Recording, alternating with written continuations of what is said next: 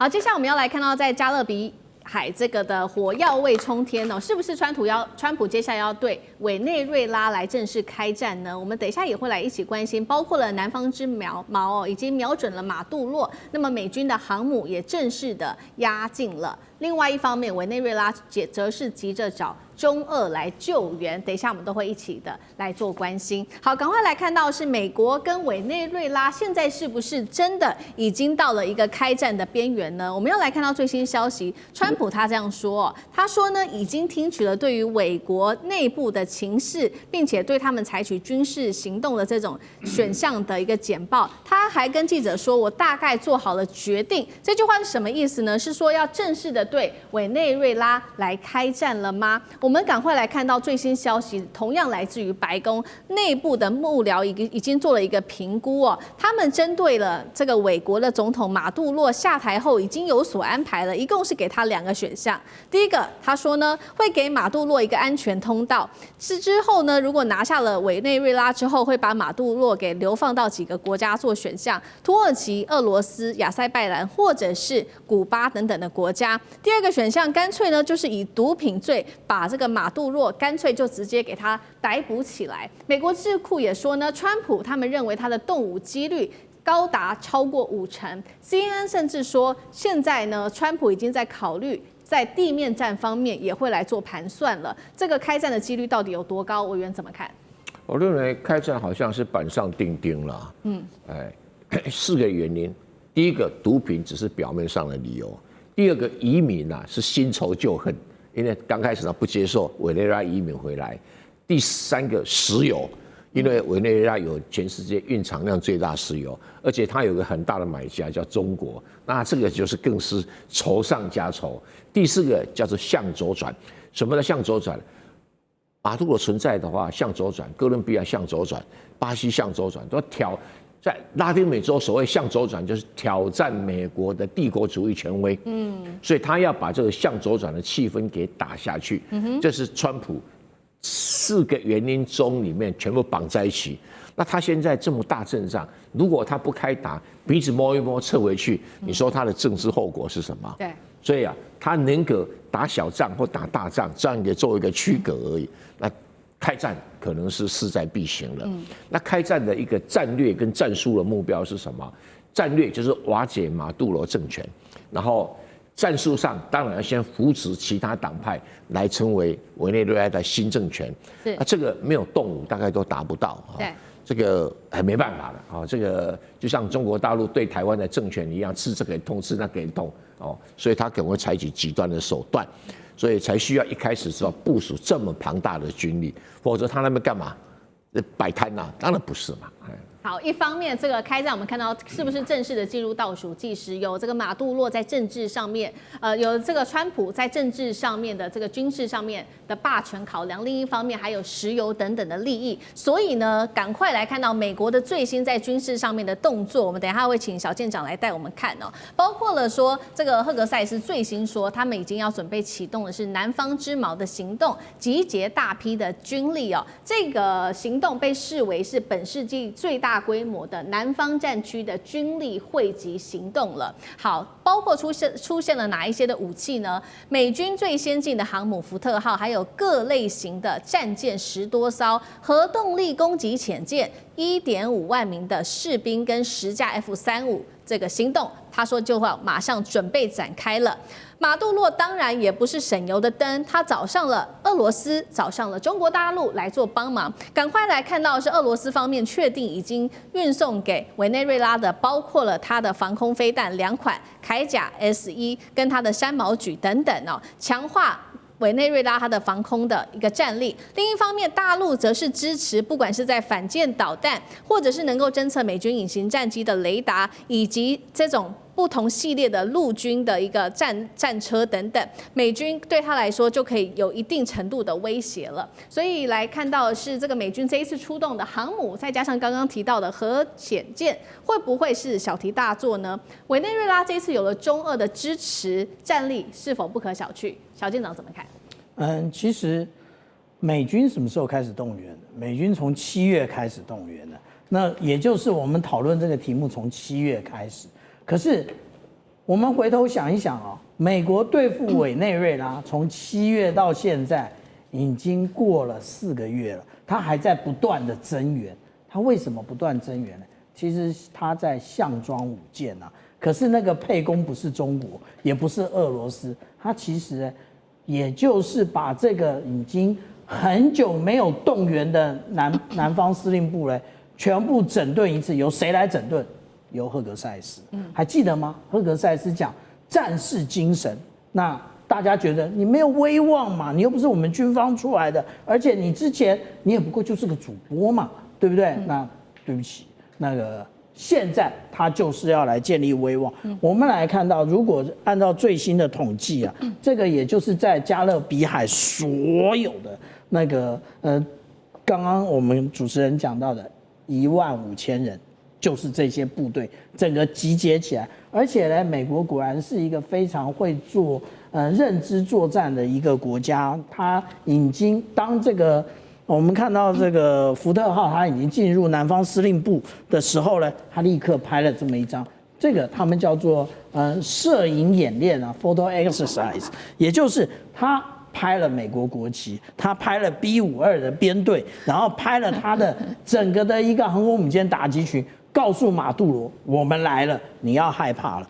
其实呢，他除了我们刚刚讲的，要为了要建立这一个那个赫格塞斯他的一个威望之外，他当然还有别的沛公啊。我们现在看到啊，这个是有关于拉丁美洲“一带一路”的参与的国家。那这些呢，他主要的也就是应对这个委内瑞拉，但是他要告诉其他的国家。你再继续听中国的话，下场也是差不多的。不过呢，其实我们上一个礼拜拿出的这张图呢，我琢磨了很久啊，也就是他发布的这一个有关于对空的一个禁制区的时候，我们仔细看啊，上一个礼拜我们特别强调，他发布到明年2026年的3月31号，他发布为什么发布那么久？如果作战，你应该发布的很快啊。对不对？不要拖那么久啊！因为他其实就是我刚刚讲的，他其实也是在做演练而已，他并没有想说我真的要打。那而且呢，我们看到啊，这一个有关于其实这个对于美国是不利的，因为上面就是在委内瑞拉的本土太多的俄罗斯跟中国大陆的武器，现在正好你所有的精锐都来，我就来测试一下。其实之前委内瑞拉就已经用中国大陆的这一个 JY-27的这种雷达侦测到 F-22的隐形战机。其实现在我们所看到的 F-35，它的有关于雷达截面积的状况，那个也就是还没有 F-22好。那这个大家一直讲那个雷达，当然拿这个雷达给大家看一下嘛。这个雷达呢，其实之前那我们的观众一定会提到说，在那个2019年，它在叙利亚境内是有被以色列摧毁过。那也不是用的不是那个反辐射飞弹，因为它使用的是 VHF 频段。VHF 频段，你要用反辐射飞弹，你要创造跟它一样的一个波长，对不起，太长了，比你的飞弹的弹径还要长，所以不可能。但是我们实际上看到的，其实美国正在摧毁联合国。为什么？因为他如果去打了委内瑞拉，无论他说的多有理由，其实他都违反了联合国宪章第51条，也就是禁止使用武力的部分。那他使用了武力，然后那他未来你要拿什么正当性去说俄罗斯去打乌克兰呢？因为你们都是干一样的事啊，对不对？所以我们这样讲啊，其实对于川普来讲，他如果真的动手了，那他真是做下他任内最错的一个决定。是好，现在看到这个委内瑞拉或许背后有非常多的靠山。刚刚看到，不管是俄罗斯或者是中国大陆，所以呢，川普现在其实还没有确定动手。但是我们来看到，大家也在看说，川普一直说嘛，我动手的原因就是因为要打击毒品。大家解释，确实不是这样子。原因是说，如果你要打击毒品的话，你应该找其他国家吧，你应该要找这个墨西哥跟哥伦比亚。等等的毒品来源国吧？怎么会找到委内瑞拉去呢？所以现在被解读就是为了要委内瑞拉的石油跟天然气，尤其它的最大买家是中国大陆，每天进口35万桶，占美国出口量将近40%哦。那委内瑞拉还有全球第1的石油储量，杨老师怎么看？我们现在看起来，大概美国挑马杜罗、挑委内瑞拉，大概不是真的为了毒品，我觉得也不是为了石油了。那是为了什么呢？我个人觉得其实就是很不听话。你在我的后院不断的挑战我，因为委内瑞拉不只是从马杜罗之前的查韦斯开始，就是美国最讨厌的一个南美洲的就是领导人跟国家。那如果讲到石油哈，其实除了你刚才数字之外，我也查到，2023年的时候，委内瑞拉出口的68%其实是往中国大陆。那今年2025年2月份的时候呢，委内瑞拉每天出口50万桶前往中国大陆，占委内瑞拉就是每天出口的55%，很多吗？占55%呀，看起来很多。但是我刚刚讲每天出口50万桶到中国大陆嘛。但中国大陆每天进口多少万桶？1100万桶每天。所以呢，实际上委内瑞拉，如果你看就是23年、24年，在整个就是整年中国大陆进口石油国家的排名的话，它排到25名、26名去了。排名第1的是俄罗斯，第2是沙特，第3是马来西亚，第4是伊拉克、阿曼、阿联酋等等之类的国家。委内瑞拉其实排在后面。每天虽然50万桶，但是呢，占整个2025年的2月份呢，中国进口的只有4.5%，所以并不是真正关键在这里。虽然它的储藏量据称应该还是非常的多，但是呢，每天的进口不是这里的重点。所以我觉得美国也不是说为要断掉委内瑞拉出口到中国大陆这个石油，其实那没有什么伤害。那因此呢，它真正的目的呢，我觉得其实就是不听话。可能是要去整顿你，可能也真的是要打你。那但是现在骑虎难下，因为你要达到2个目标：第一个，你要让马杜罗下台，不管是把他抓起来，还是让他自己这个逃离；第二个，你不能让美军受创太深。那如果任何这2个目标都无法达成，那不就是美军的威望受损吗？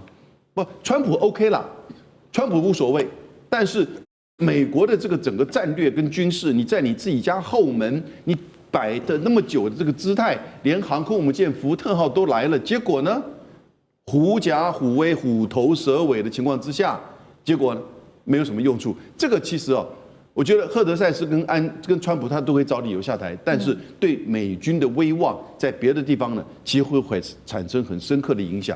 因此呢，美国现在如何下台，已经变成一个骑虎难下之势了。好，谢谢杨老师。那我们休息一下，马上回来。地缘政治、内中之争、战略价值、强权崛起、小国生存，现在与未来洞悉事件走向，掌握世界脉动，全球观点尽在环球